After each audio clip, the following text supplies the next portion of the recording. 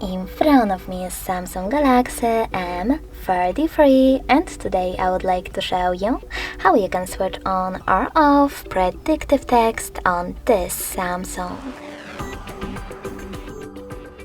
Begin by opening Settings.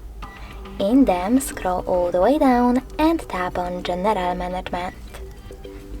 Then select Samsung Keyboard Settings and click on this blue switcher next to Predictive Text. As you can see, after that, Predictive Text is disabled, but you can always enable it by tapping on the same switcher. Thanks so much for watching. If you enjoyed this video, smash that like button, comment and subscribe. Bye!